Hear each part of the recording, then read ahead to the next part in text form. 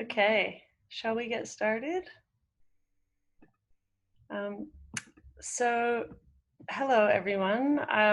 My name is Kate Just, and I am part of the COVA Feminism and Intersectionality theme group at BCA. I would like to start today's Erasure Curator and Artist Talks by acknowledging the traditional custodians of the land we are variously gathered on today.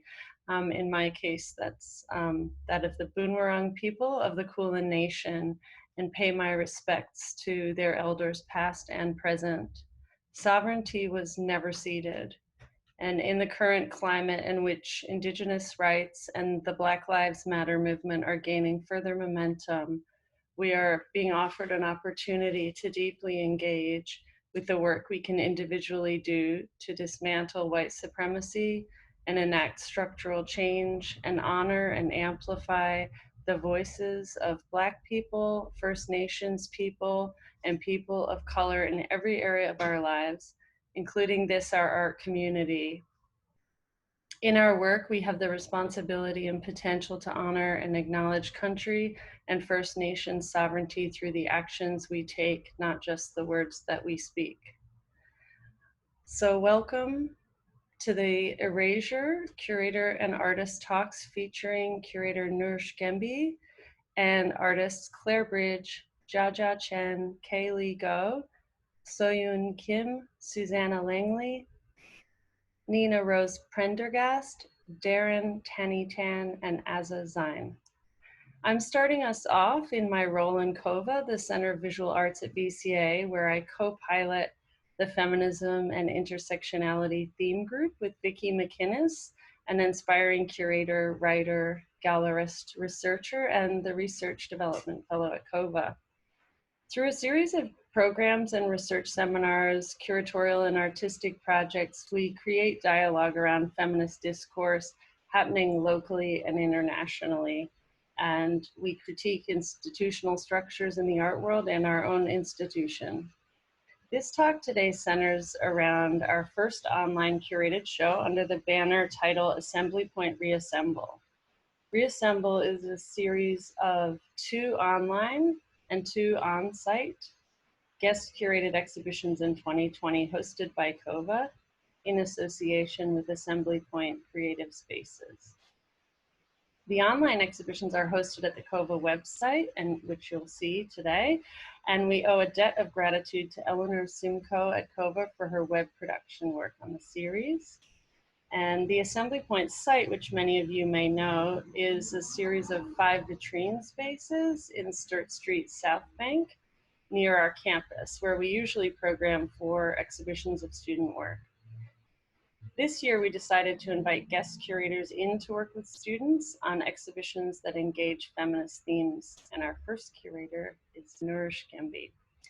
It gives me great pleasure to introduce her. Noor will introduce you in turn to each of the artists who will speak about their works, and we'll have some time at the end for questions as well, which if you like, you can put along the way in chat.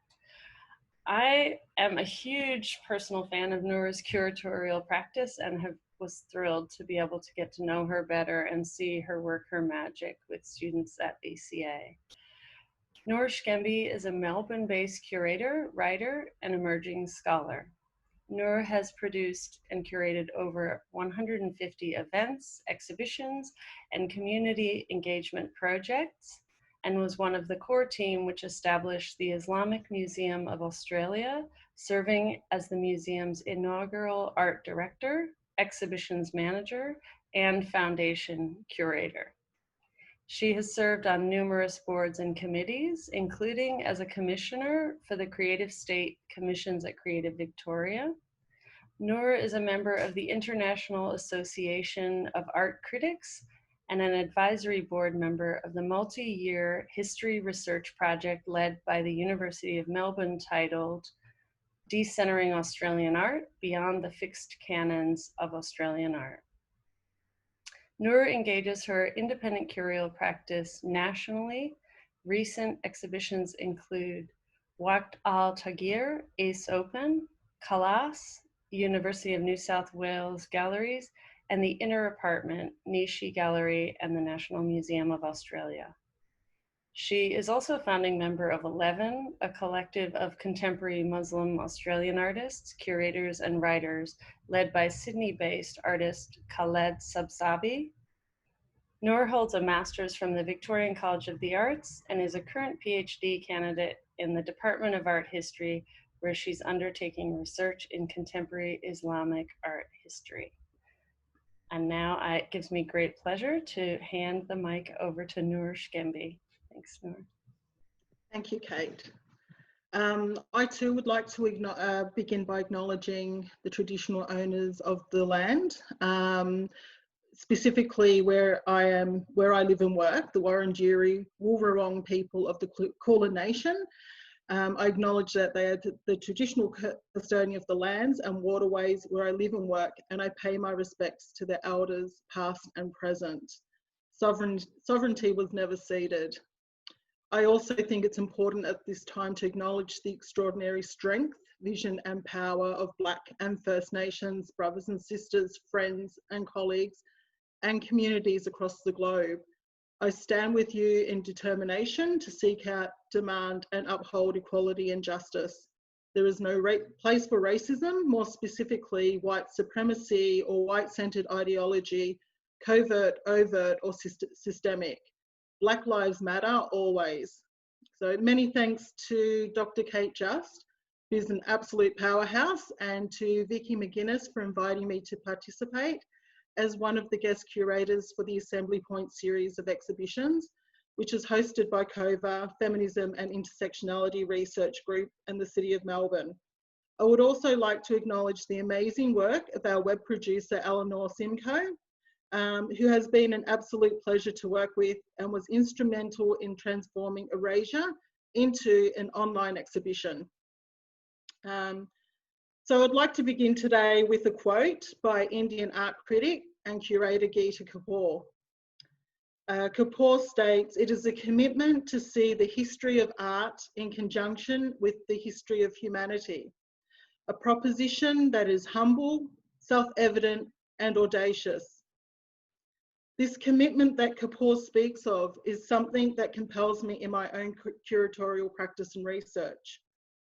The curatorial premise of Erasure holds within it the spirit of Kapoor's words. So in both hope and hopelessness, I am always seeking humanity and attempting to address some aspect of the social condition of our times. This offering, Erasure, was sent to the student body, through which I was hoping there would be an opportunity for the artists to either be compelled to create new work in response to this, or to reimagine their body of work through this lens or this idea of erasure. Of course, this call out was originally intended to manifest as a physical exhibition, but instead, like so many others, our plans were derailed by the sudden lockdown. The changes to both the scope and scale of the exhibition was initially of concern, but the artists responded with due professionalism, incredible flexibility and imagination, making the stunning array of works that you see today possible. And although the theme itself did not address the pandemic specifically, the nature of Erasure made provision for the artists to engage in dialogue around the effects of the pandemic and lockdown. And this will be evident to you as we go through the works. To provide you with the curatorial context of the works you're about to view, I'll read from the statement for the exhibition. The word erasure has a multiplicity of meanings and applications: to remove, rub or scrape out written or drawn marks, to remove recorded matter, to remove from existence or memory, and to nullify the effect or force of something. The term is also used to describe the multitude of ways in which people or an entire community may experience various forms of erasure due to discrimination leveled against their gender, sexuality, colour, class, ethnicity, or religion, or at the intersections of such identity markers. The act of erasing something can be enacted as a form of violence or as something sinister or mischievous, but it can also be utilitarian in nature or even enigmatic or glorious. Sometimes we may erase to create space for something new, in that we repurpose, reclaim, or renovate. In ancient spiritual practices such as Sufism, erasure or annihilation of the self, of one's ego, is considered to be the ultimate act of love. The act of erasure contains within it the potential for both beauty and violence. In a complex society such as Australia, where the fraught and violent history of colonisation, migration, and the movement of bodies who are seeking asylum and often hidden and deemed illegal, along with the exploitation of the land, of natural resources, and of people, a contemporary condition manifests many realities of erasure. So before I introduce the artists, I'd like to add one final thing, that for all the research, sleuthing, and determination of art historians to piece together the meanings and histories of art over the generations, there is a great privilege that I acknowledge as a curator and art historian working in the contemporary art space, that being able to hear an artist speak about their own work and practice in real time, and to be part of documenting a future history like we have never seen before. It gives me great pleasure to now introduce each of the artists and to invite them to share insights into their work and practice. Kate is kindly sharing the images on screen as we speak, and we'll be following the order of the artists online so you can get a sense of the exhibition unfolding. So you ready to share screen, Kate? I will share screen, and just before I do, if I could, so our first speaker is going to be Nina, right?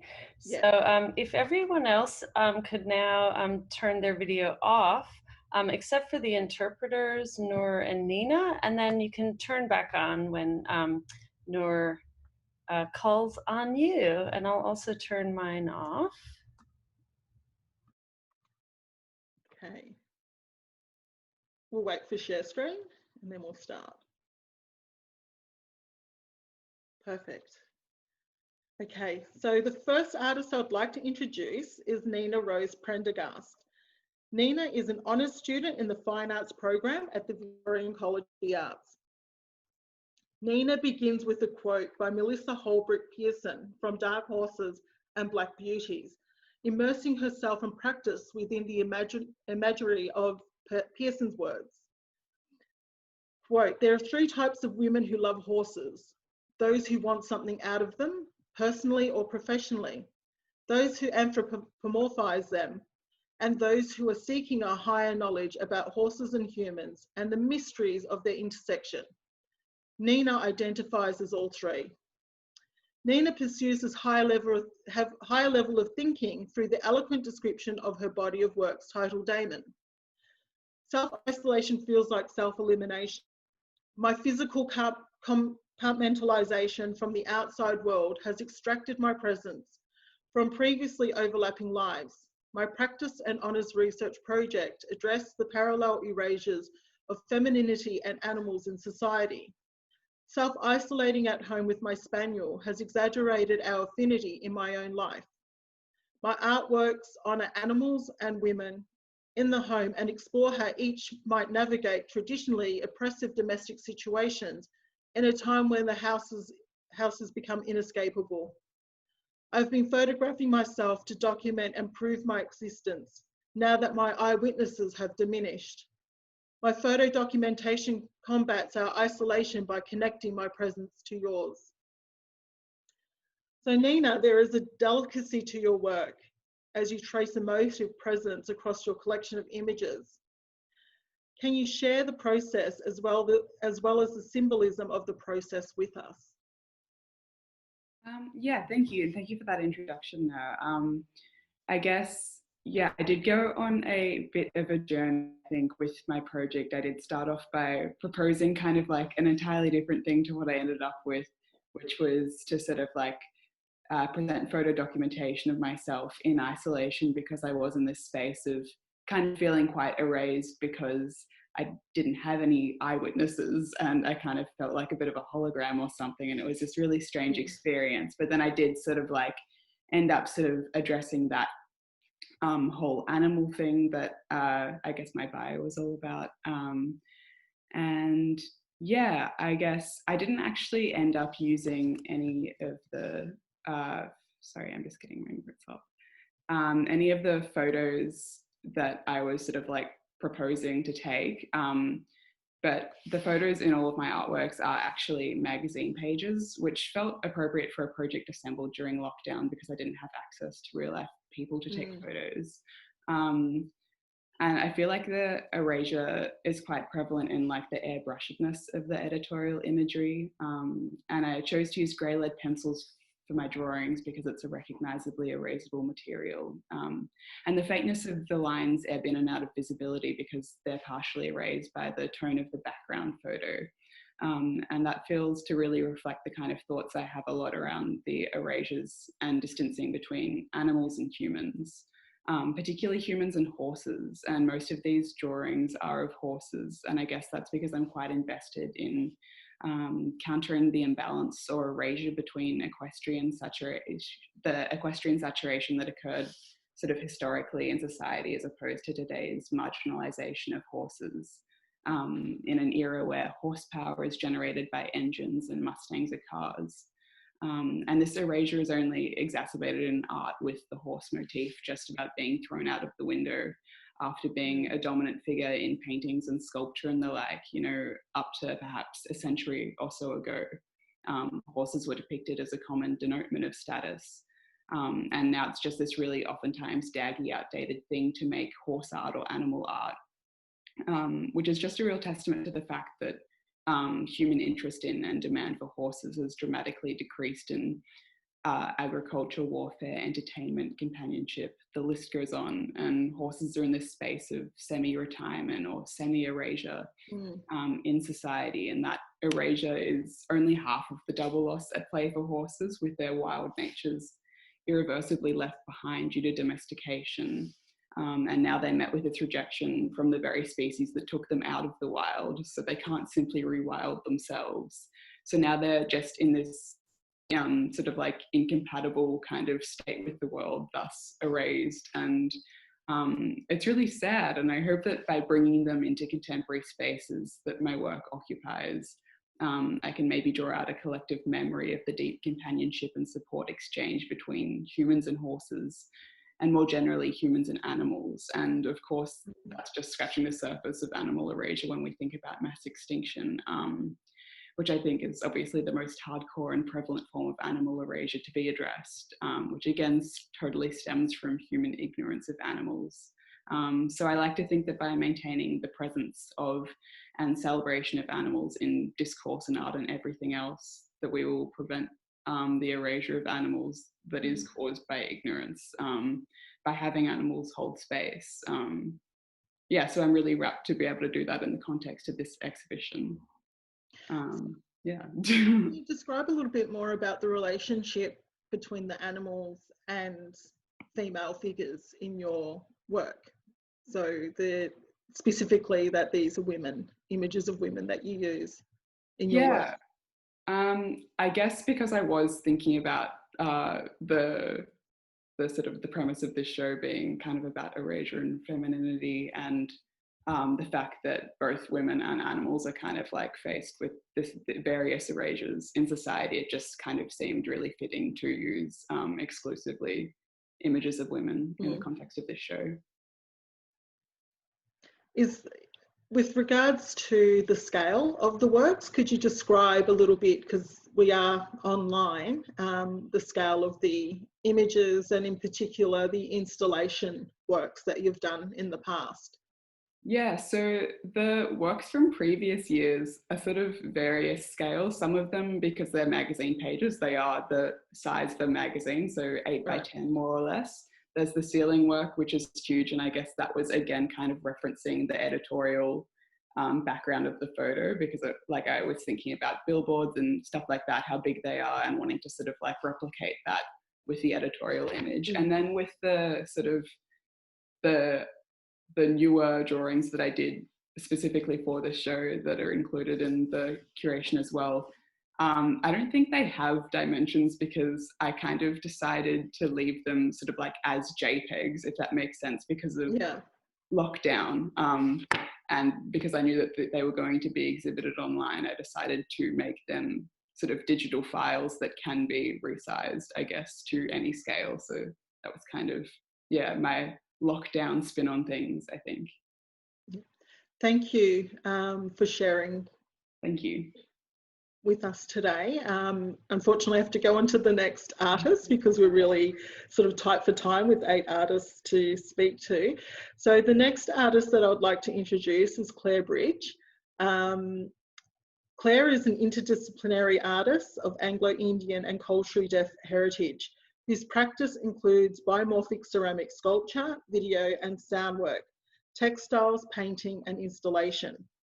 Bridge has been the winner of numerous awards and prizes and shortlisted as a finalist for prizes such as the Doug Moran National Portrait Prize and the prestigious Zulman Prize. She is currently undertaking a Master of Contemporary Art at the VCA MCM. So her work Silence, Violence co-ops a hand-woven Bukhara rug of a kind made in Pakistan and northern India, worn threadbare towards Erasure.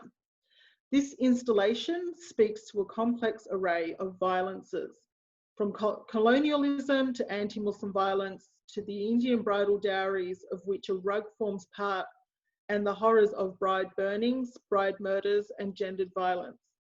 Grains of rice form silence whilst obscured under the rug. Violence is scattered as if by a kick. So in tracing her own Indian heritage, which has been subject to erasure, Claire uses rice as a signifier of her close ancestral connections and of the intergenerational violence handed on in daily routines as unquestioned as rice to a meal. So Claire, I'd like to ask you, so your work Silence Violence completely resonated with me. It is powerful work that has so many layers and references to history. Are you able to please unpack some of the hidden stories of this work and other works across your incredibly diverse practice, and how that also relates to our current environment? Thank you, Nur, and thanks too to Kate and Vicky for inviting me to be part of this exhibition. And I'll answer first, Nur, by also acknowledging the traditional custodians, elders past and present, because I also want to acknowledge the truth-telling that is so important that this work also speaks to. It speaks to the erasures of violence and the erasure of those frontier histories, erasures of matters of Indigenous deaths in custody. So even though this work wasn't about that initially, it speaks to the structures of those violences and oppressions. And it comes out of a body of work which is about gendered violence and intergenerational violences. I'm really interested in ancestral transmissions and in speaking both to the light and the dark of that, and knowing that that violence doesn't arise as isolated incidences. It's not about pointing fingers to a particular monster or bad person, bad man. It's about the systems and structures and culture and stories that are told and retold. And like rice being such a almost innocuous, but such an essential part of like a daily meal. It's these stories are fed like in daily behaviors, daily actions, daily words, and supported by families, by cultures, by societies. So that's the background really for this work. And looking into my Anglo-Indian ancestry too, and acknowledging and seeing there that especially for girls in the north of India, being taught to weave a rug is a really important thing for girls, because especially it is seen that rug weaving can form part of a dowry. And right now, or some of the more recent reports from 2016, 21 Indian women are known to be killed a day. That's almost one per hour because of dowry violence.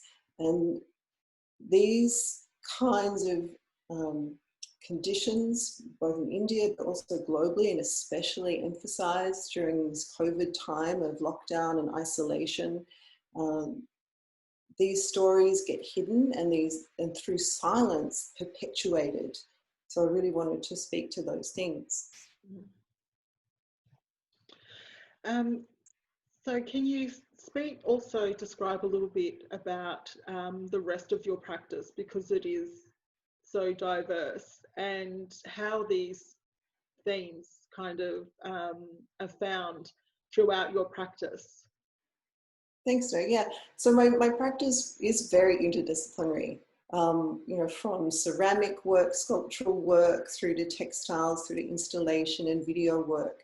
And I guess one of the key things that carries across is this leaning towards repair, truth-telling being a reparative tool, truth-telling being really important for societies, but also for individuals and for communities.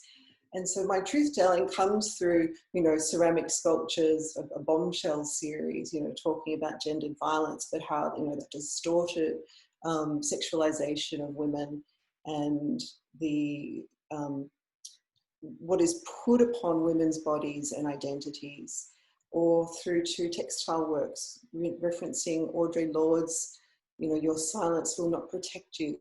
So these aspects of my work which speak to the tools and mechanisms of perpetuation of violence, but through very different mediums, or video work which looks at gesture, interrelationship, co-regulation, drawing on neuroscience, drawing on trauma-informed therapies, drawing on relational therapies as well, and that can act, even through the act of looking at the video work, can actually support co-regulation of the viewer's brain as well. So you're working quite multidimensionally in how I do my practice.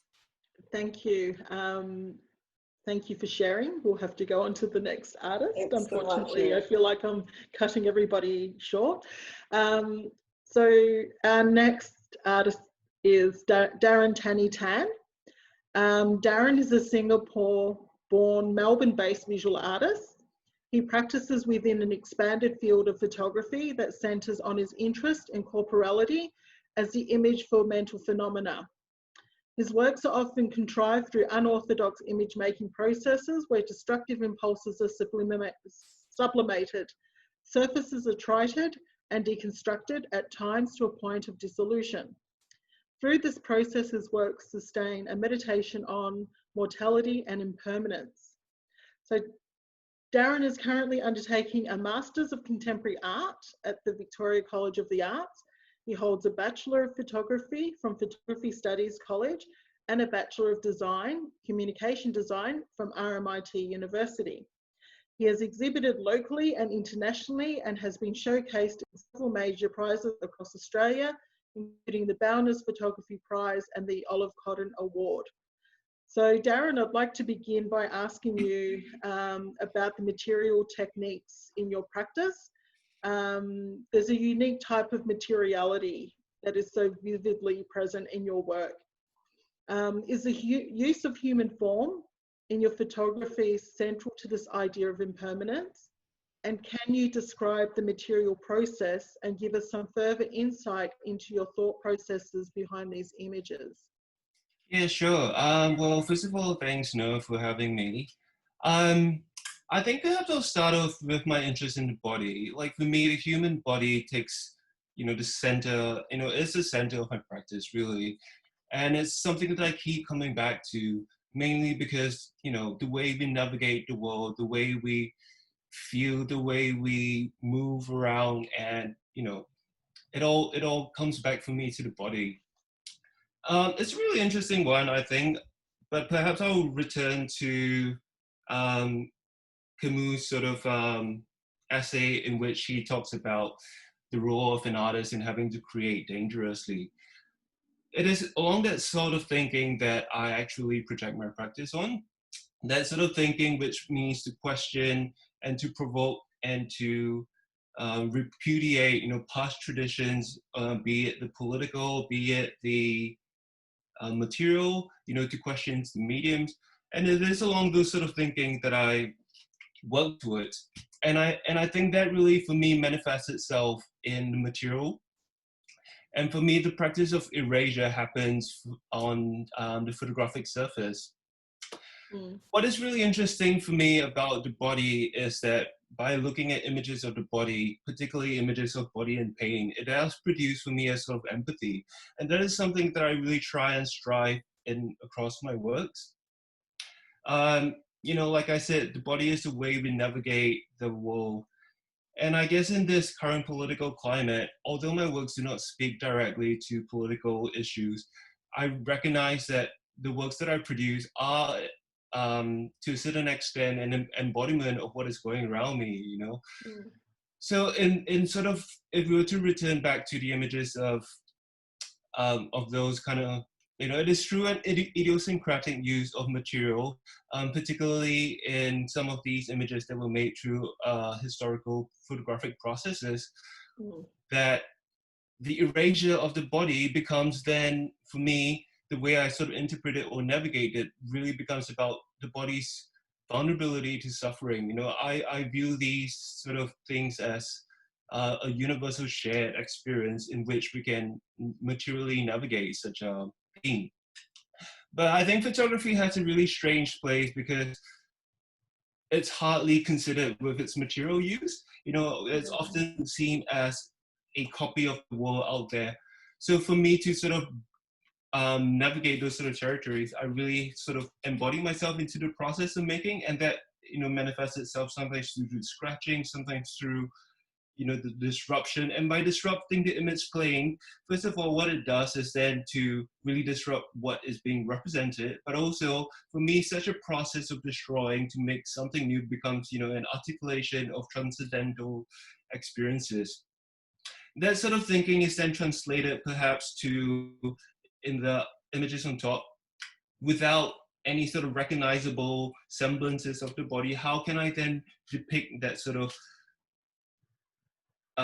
feeling that I have recreated in these images of the body? And for me, these images come through the destruction of the photograph to a point where completely all the images are gone. So what you're actually looking at in perhaps the top two images are old photographs that have been erased by hand. So there used to be an image on it. And by erasing it, what I realized is that, I make all these marks. I make, as material starts to coagulate, it speaks of the body. It has this sort of corporeality and a sort of emanation in which the material then speaks of. And that's a really interesting thing for me. And that's perhaps my newer sort of trajectory that I'm moving towards. And similarly, in the works of Elysian, what has happened there is I take old photographs that I have printed and completely erase it and glue it onto a piece of concrete. What's really interesting is that in the process of erasure, what I'm doing is then I treat it as the body, and sort of in this weird psychological process of erasing, images that I had previously made, the photographs start to fold, it starts to crease, it becomes like the skin, it becomes reminiscent of the body. And then trying to erase it, what I realized that, I make marks in the process. And I think that's a really interesting thing because it does speak a lot to, the current political climate as well. Do you feel like,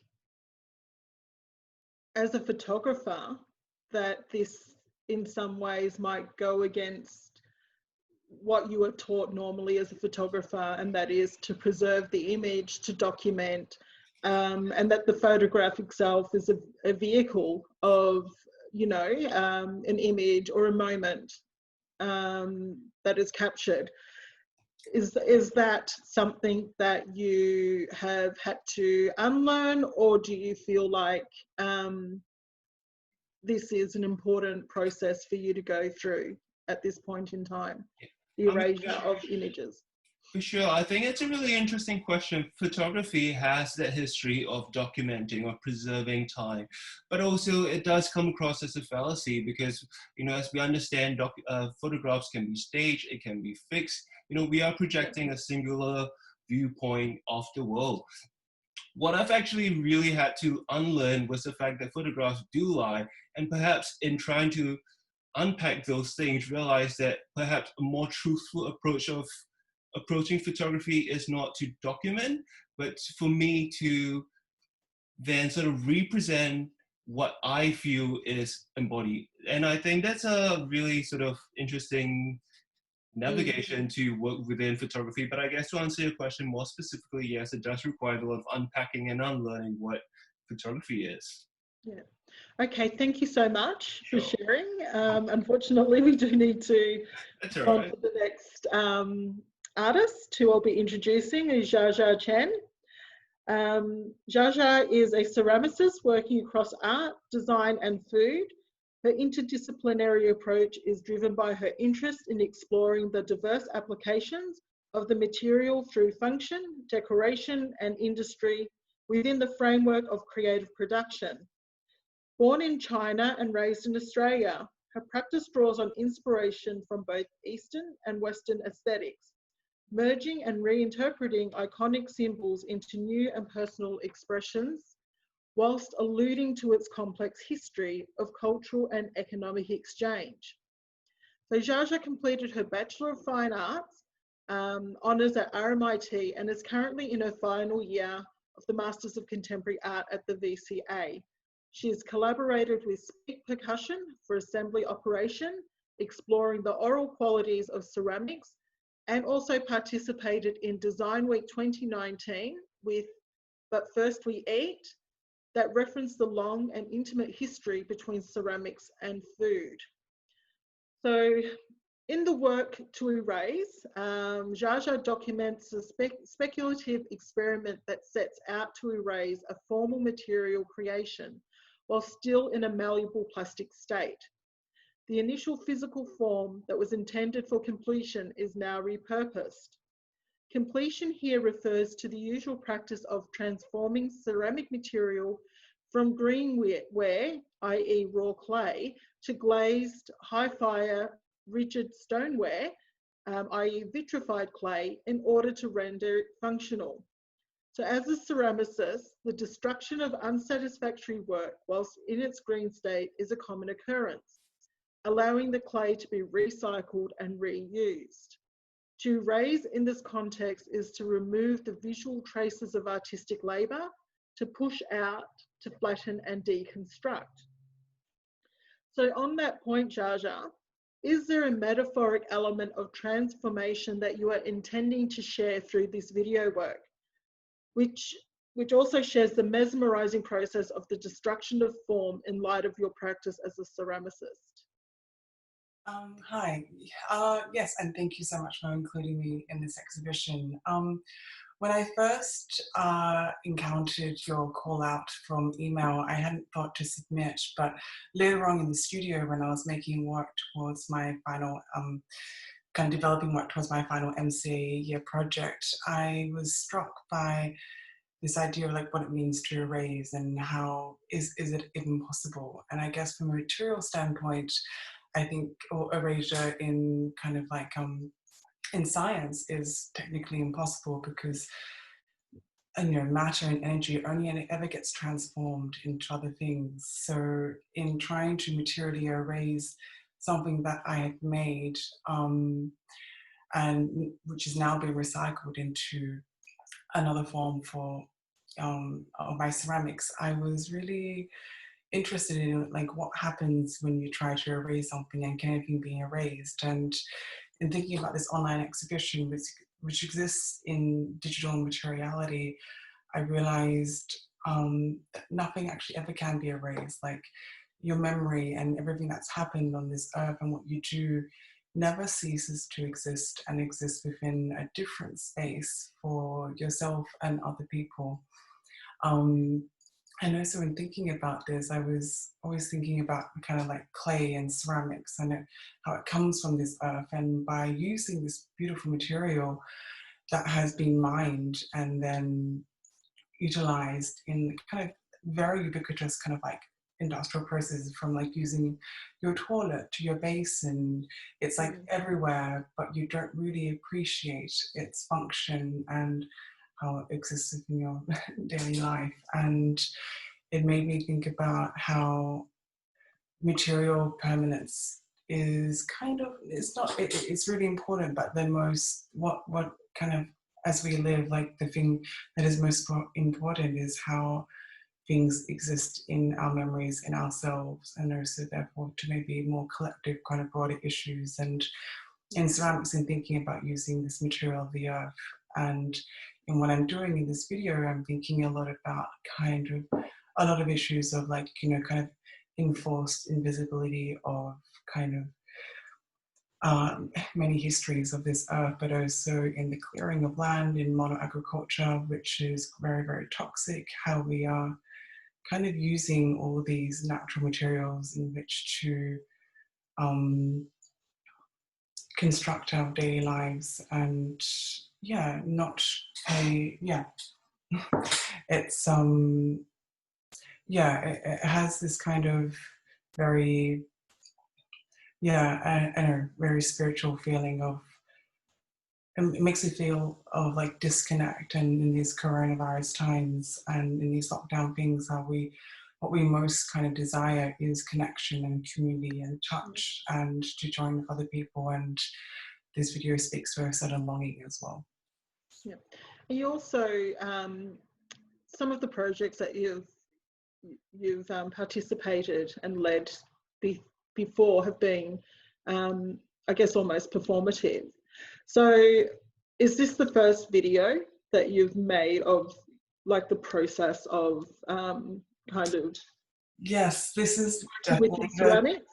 definitely the first one. So it's like a really interesting departure point for me, because I normally make ceramic work in which to high fire and then make into kind of like physical structures for people to view, and to have this work only exist within a digital space is definitely something new, even though I realize as we live these days, most of our encounters with artworks these days are in a digital space. So in a way, maybe I'm trying to update myself to the times in a certain way, but it's also, yeah, it's I guess I've never really been happy. I've never shown process before, or I've never shown an idea of a making a thing. I'm always very, very concerned about very finished products. So this is something very new, and I think, yeah, it's really interesting. So thank you. You also speak to ceramics in terms of the long history, the long and intimate history of ceramics and food. How important is that in your practice? Because I understand you also cook and share food and use that as a vehicle to engage audiences.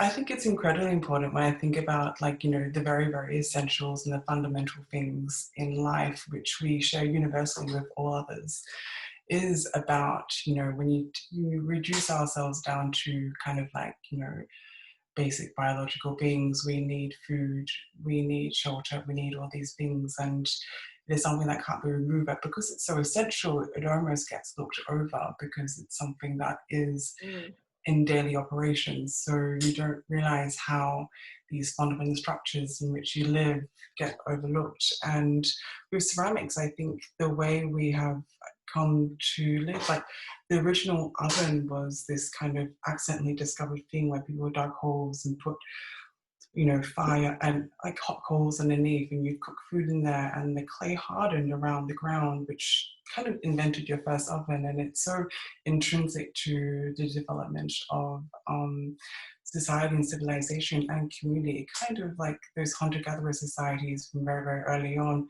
basically were the starting point of us having to collaborate and connect with other people in which to form society and to move and to progress. So I think it's something that needs to be looked upon further, and we need to be more connected with nature and our origins in which to move forward. And it's something that we, I think, in a lot of Western thought is all about kind of man's domination of nature, but I think we should probably look in more of a collaborative kind of relationship with nature, because this is the place we live in. Thank you so much for sharing. I have to move on to the next artist because of time. So I'd like to introduce Susanna Langley as our next artist speaking today. Susanna is a visual artist whose practice is rooted in experimental drawing, installation and sound, often using unconventional media such as conductive material, found objects, field recording and virtual reality to explore ideas of history, memory, movement, feeling and space. Since 2013, she has collaborated on works that people can move through and touch to summon stories and soundscapes.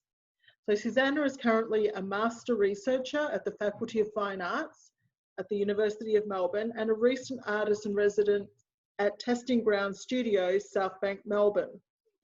So her work in Erasure is called Drawn to Sound, which she explores the urban soundscapes of Melbourne through virtual reality drawings and binaural audio recordings, and asks the question, what sounds have moved to the foreground during the lockdown and what sounds are erased? The work consists of drawings made in response to sounds at testing grounds, South Bank, prior to the COVID-19 pandemic. And since lockdown, she has returned to the site to explore the new shifts in acoustic space, where the sounds take you on a journey from Flinders Street Station across the river to testing grounds in South Bank, where the original drawings were made. And this is where we might find ourselves travelling through familiar places with defamiliarised acoustics.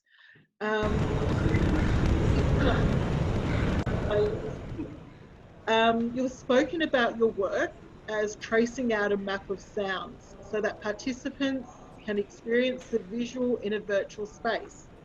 For example, do you repeat, I'm really curious about this, so do you repeat a colour or shape for a particular sound or location?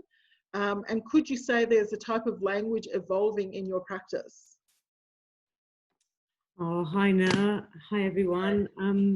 Thank you for having me. And yes, I too acknowledge the Wurundjeri people of the Kulin Nation and pay my respects to elders past, present and emerging, and concur that sovereignty should soon be ceded and never has been.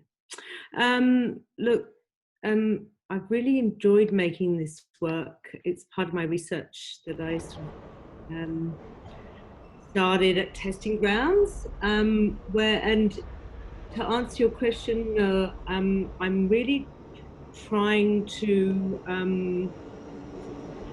in drawing sound or drawing in response to sounds and the soundscape that happens in 3 dimensions, I'm trying to create an invented language or vocabulary of sound. I do repeat that language. So I'm sort of beginning to interpret the sounds. So for example, in the work that Kate's sort of exploring now, it's a 3-dimensional drawing, which is actually room scale. So you actually can physically walk through it if you were exploring it with VR headset and glasses.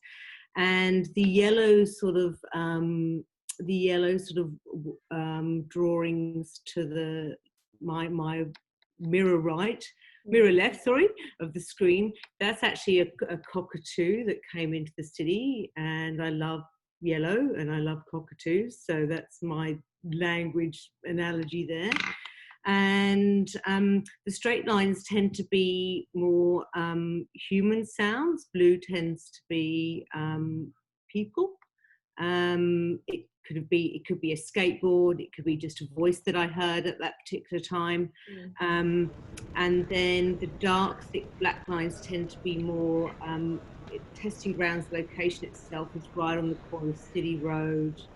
You're above this, and you're right in the hub of South Bank, and there's Fanning Street, and there's lots of industry and lots of building site works and lots of lots of traffic basically. So there's repeated sounds are motorbikes, big thick red lines, black thick curling lines, and blues tend to be more traffic idling, and red horse-shaped sounds car horns.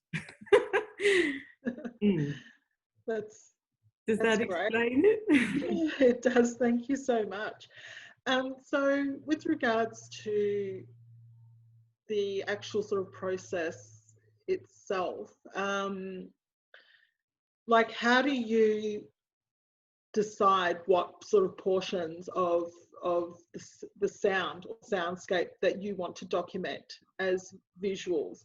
Is it like kind of completely random, or do you kind of have I don't know, like a idea in mind about like what you want to explore? Are you trying to sort of speak to something specifically through this sort of body of sound and visual images? In terms of the work for Erasure, I was really interested in in the practice comes from actually wanting to listen as a visual artist. So I spend a long Right. time drawing my visual perception and responding to that. And a few years ago, I was introduced to listening with vinyl recorders and listening to places. And I realized as a visual practitioner, although I've been trying to grasp at these topics, history, memory, movement, filling space, the one thing I hadn't been doing is listening to place. And that became really fundamentally important to me to just, to move forward Yeah. as a practitioner. And so from that time on, I've started listening to places and using sound field recordings of places to add that narrative element to these what could seem very abstract drawings. So almost the sound becomes the narrative and describes the place, because it sounds very Yeah. unique, place, space, and time. Um, so um, so really, I suppose what's important to my practice now and why I'm drawing sound is to try and bring those two perceptions together. This auditory perception, this idea of looking and understanding a place through mark making, and then also this idea of sort of feeling out and understanding the history and the memory of a place through sound, and bringing those two together through a drawing, if that is possible. So that's what my research is trying to get grasp at, getting closer towards. And for just quickly going back to this work, the important thing here was looking at when you listen to places, as I have been for the last 6 months, and drawing them, you notice that there's obviously quite a lot of very, very busy people, and we create a lot of the urban soundscape is predominantly traffic, it's predominantly people moving, industry, it's all sort of very noisy and loud. So I was interested to hear when we all stopped and we took a more quieter pace, what we could hear now, what sounds came to the surface. And that's why I went back and did the recordings in the same areas the drawings were made during lockdown, to see what we sound like when we're not so busy. Thank you. Quite pleasant. That's fantastic. Thank you so much. Thank you. We're out of time. I have to move on to the next artist and introduce Azza Zain. So Azza Zain is a Melbourne-based installation artist and writer. Born to a Syrian mother and a Lebanese father, Zain grew up in Beirut, Lebanon. Her practice-led research examines concepts of value in art through the materiality of domestic space and personal experience as a migrant. Through a process of rematerialisation, conceptualised as care for migrant materials, her recent works comment on the dematerialisation of the economy and offer a revaluation of invisible labour.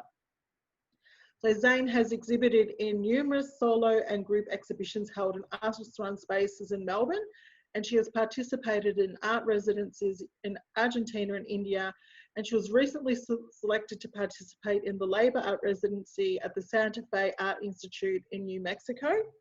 So just a little bit about Taskscape. Zain's research locates the displaced or migrant entity, be it human or non-human, as a byproduct of economic conditions.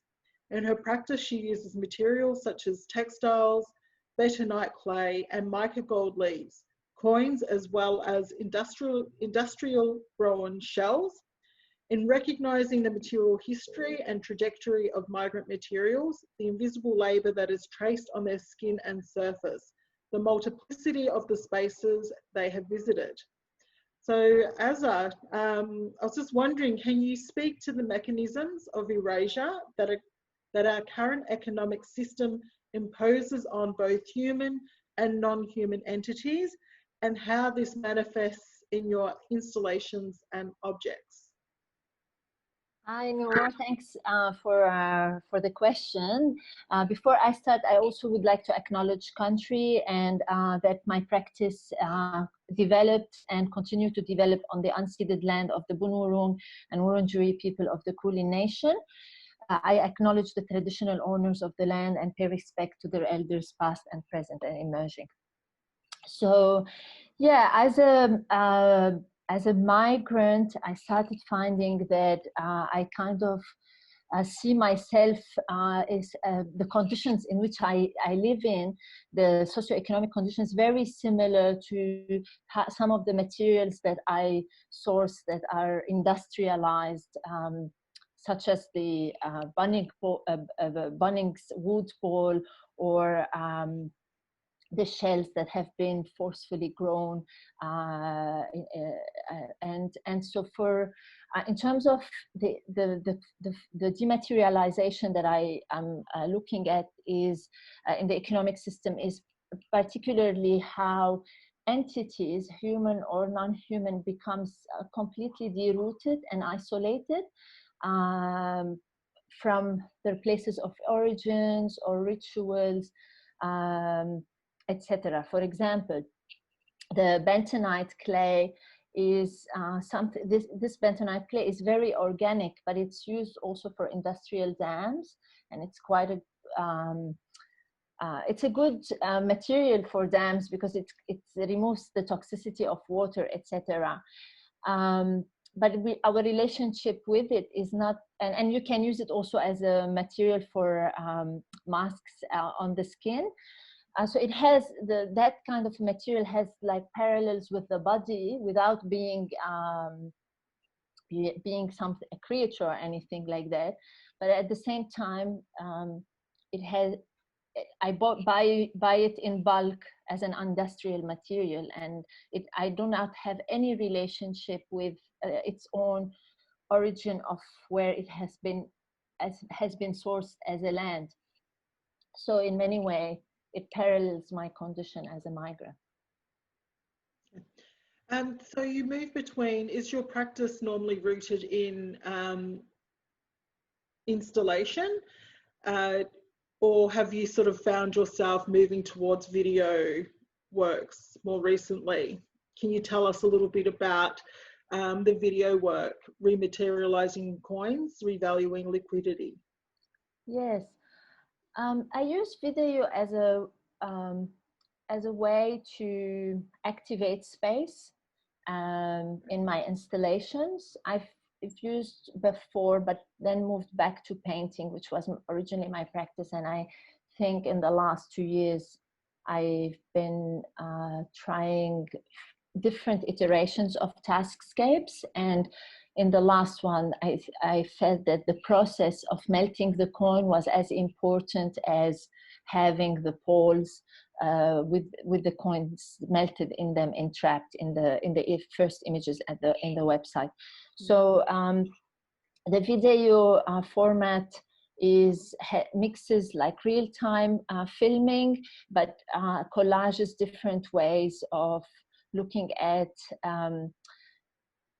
the liquidity and rematerializing coins. As you know, shells used to be used as coins. They're also, for me, they remind me of a game that is used in female spaces in the Arab world called barjis, and they're used as a dice, as a binary dice, and often like elderly women play it at the end of the day, or so they have that residue of their invisible labor or very rare moments of their free time, really.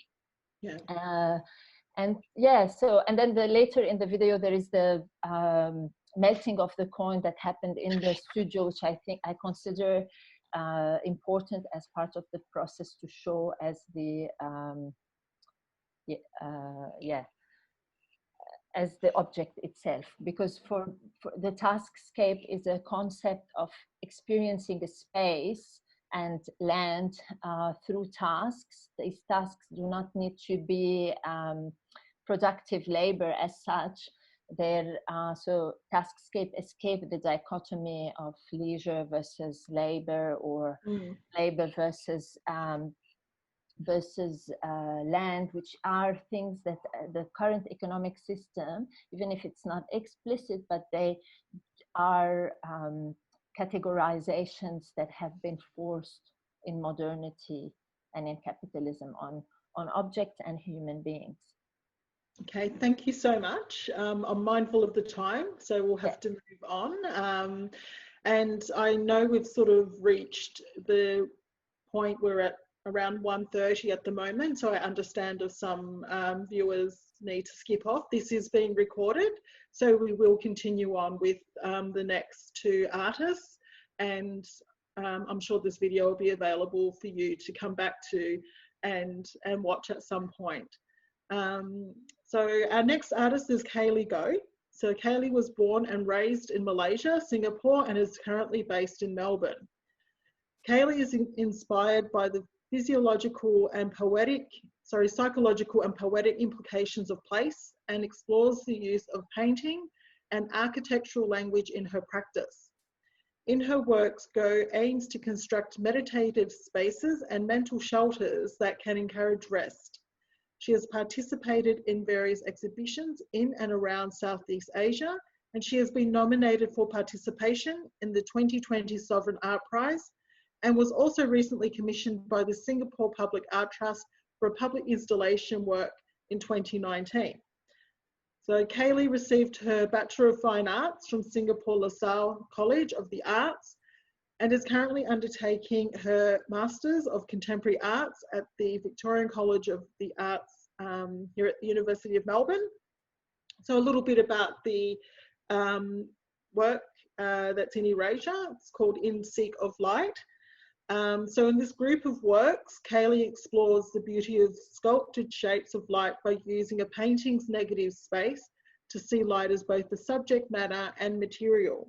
So in reflecting consumeristic society, the works stand in a gentle, resistant position to remind us that it is not always in what we consume or add, but also in what we subtract or erase, that we can find a sense of fulfillment and wholeness.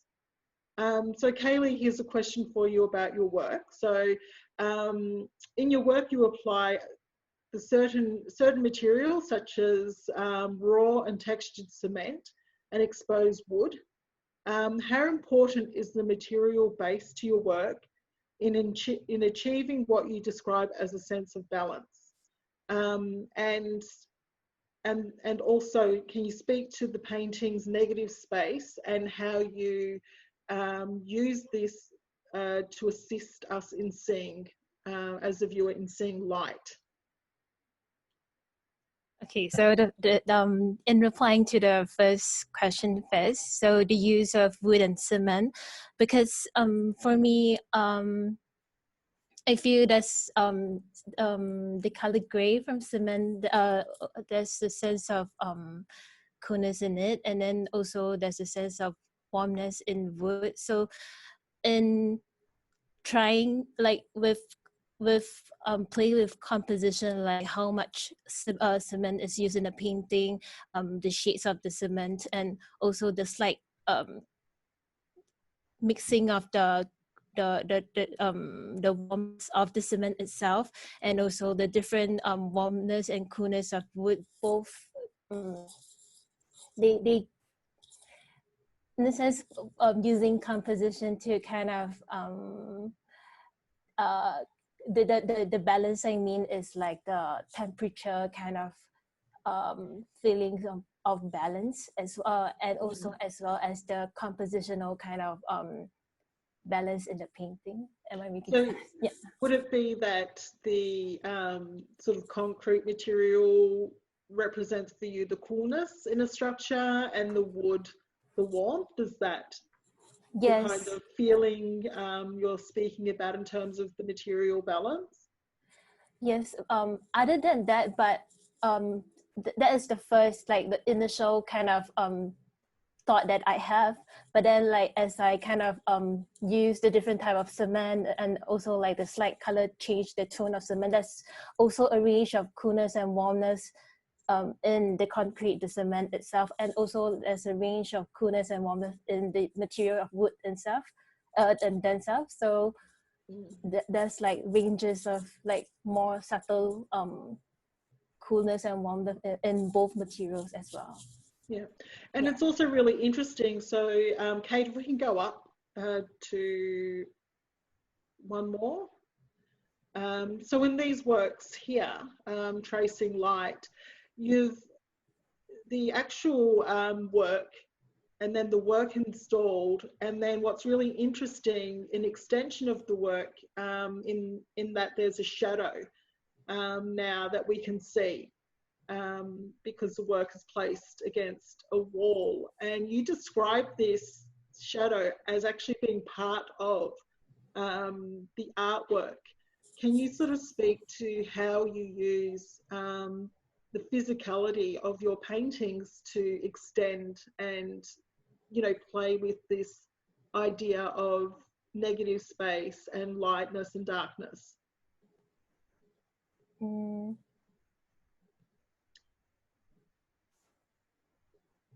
For me, the extension of the shadow, because for me, I was thinking about like I wanted to explore what can be considered as paint. So other than from using like because I came from a painter's background, so from using oil, acrylic paints, and including cement, construction materials as paint, and then recently I'm looking at how light, the idea of light and shadow can be seen as a kind of paint themselves also, like so like in using glass and blocking the shape of using the panel to block the panels, it kind of create another shadow that forms this shapes behind the painting panel, like an extension of using using paint, but then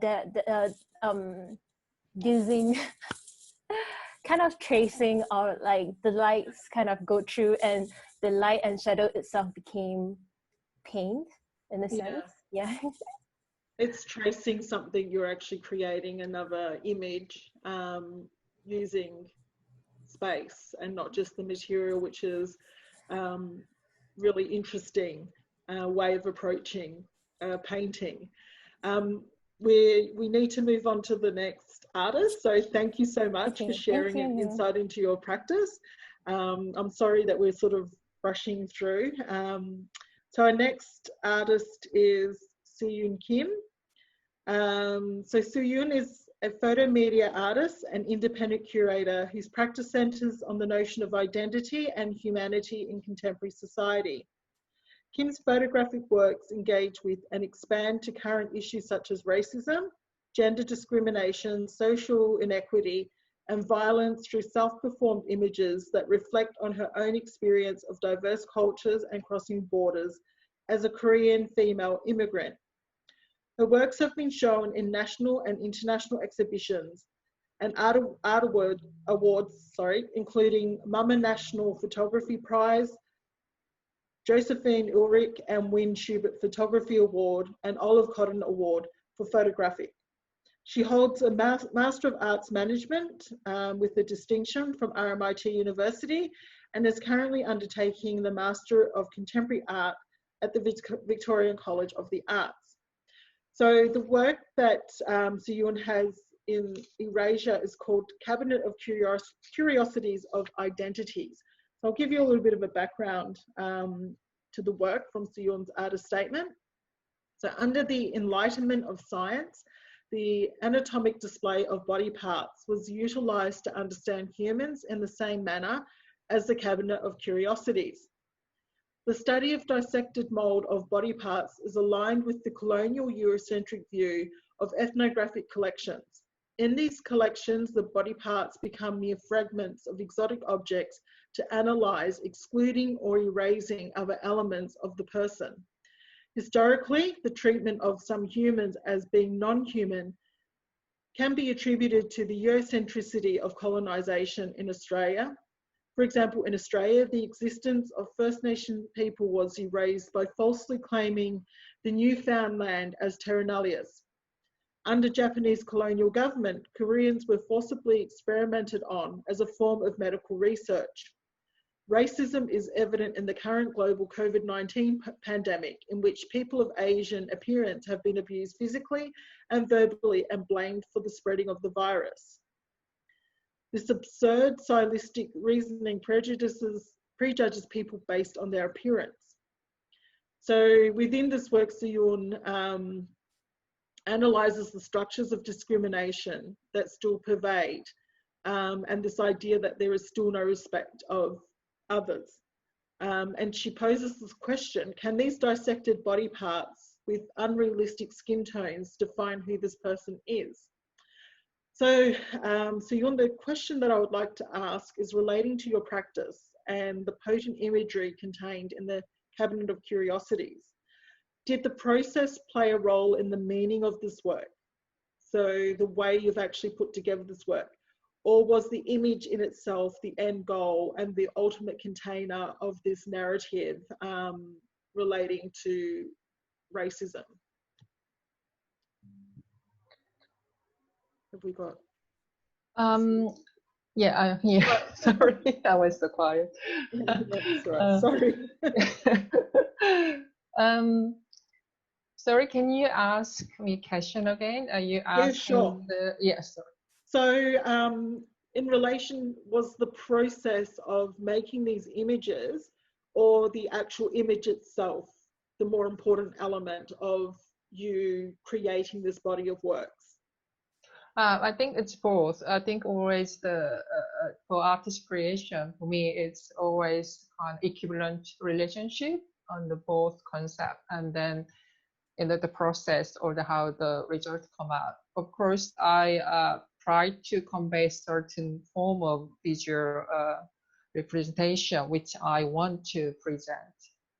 But the process is quite important. The reason I employ this particular technique called biochromate, also it's kind of old kind of photographic and printing technique in around 19th century. It's not long after first photograph printing. So I want to align this process with the concept of past and origin in Western Museum history. Here, as a title mentioned, Cabinet of Curiosity. So that's why I chose this medium. Also, this medium I can see 2 layers of colors, and it's not clear image you can see current photographic medium. So it's very ambiguous and vague, apart from fragmented body. So I want to question, can you identify like skin? It's also symbolized skin by this casting mold part. Can you identify who's, which race and who this person is through this skin color? So the intentionally I did for this ambiguity, I want to bring up. So I try to negate the fixed kind of preconception of that identity based on the physical appearance. So we're also like part of what we're sort of presenting in Erasure is also, so it was the individual images, and then there was a request that these 6 images sort of located side by side so we could see them all at one time. Could you describe like why that was important? Was this a type of way of invoking the feeling of looking into like a collection of objects and invoking that sort of feeling of looking into a cabinet of curiosities, or was there another sort of purpose behind bringing the images all together? Yeah, it was intention of that cabinet of curiosity, because that's the kind of form, that collection they at that time they tried to display a kind of very randomly like accumulated whole vast collection to show kind of all that kind of curiosity they examined through scientific method. So and this so that showing all together, I think it's more conveying the whole the concept I want to show as part of the examination, because it's kind of fragmented body there, but it can maybe if you assemble maybe it can be whole, but still it's not whole, it's just still fragment. Yeah. It's been dissected. So I think showing together is kind of as a one work rather than series. So on the box, each box it can see very limited space for the certain category. So that's one also to implicate. And just sort of one final question, how important to you as an artist is it to connect back your narrative to a historical one like you have done so in this body of works? Is this something that you normally do, or is this something that you specifically are addressing in this body of works because of the nature of it? Slightly different way, but I often also employ kind of image, iconographic image from Western history, art history, because one reason because it is familiar, it has familiarity for other people, so people viewer can easily recognize. But I want to reinterpret it, that original meaning may be intended in that kind of history through my own new interpretation. So it's not about admiring those work or retelling the story, but intervene the story. Yeah. Okay. So yeah. Okay, thank you so much. We're definitely out of time now. So I will throw back to Kate, but yeah, I'd just like to finally thank all the artists for participating in Erasure, for being here today and sharing a little bit more about your practice. It's been a pleasure working with you. For the people that have joined us today, I encourage you to go onto the website and spend some more time with the actual artworks and also the text, have a read of the text and what the artists have spoken about in relation to the works that are on display. And thank you to Kate and Vicky and Eleanor, and I'll throw back to you now, Kate. Thank you so much, Noor, and all the artists. If the artists are willing, you can put your videos back on so we're all visible together again at the end. Yeah, thank you so much. That was really thrilling and fascinating just to hear a lot more about each of the works and processes and your thinking about this incredible exhibition that Noor has conceived of and which you've all contributed such important works to. The Q&A and chat is open if anyone has questions. We don't have really a lot of time, and I'm conscious the interpreter and captioning services are time sensitive as well, but please do put any questions you have now in the chat, and we should be able to answer a couple if people are willing. The silence of the chat.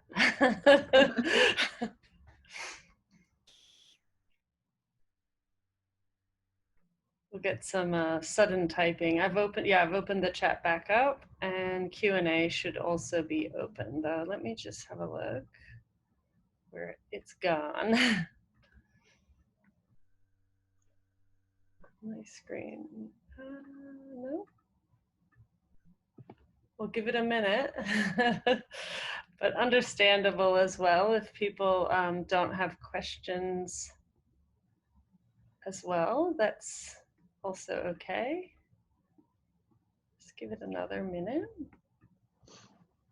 I guess while we're waiting as well, I'll just note that the next exhibition, online exhibition, will be curated by Vicky McInnes on compassion and care, and will also be an online exhibition. And then in August and September of this year, we'll be returning to on-site exhibitions at Assembly Point. So it's been really interesting to see how the artist and curator, in this case Noor, have adapted the exhibition for an online mode. And it's, I think it's shown us that in this time it's really useful to keep continuing these conversations and working with the model we have. Okay, I don't have any questions in the chat or the Q&A mode. No. So I think we can, and there goes my dog. I promised my dog would bark, and there he is on cue.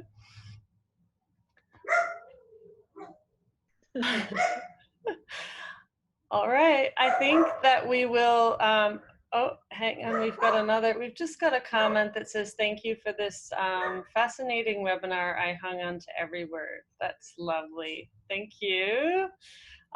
Well, I think given we don't have any questions in the chat or Q&A, we'll end the webinar here and post the talks online, hopefully in a location near to the Erasure exhibition on the COVA website, so that people are still able to navigate to that and hear all of your words. Thank you so much, everyone. Thank you. And thank you, Noor. Thank you, Noor, and all the artists. And thank you, Eleanor, our web production, and Vicky, my co-pilot. Thanks, everyone, so much. Thank you. All right. See you. Bye. Thank you. Bye.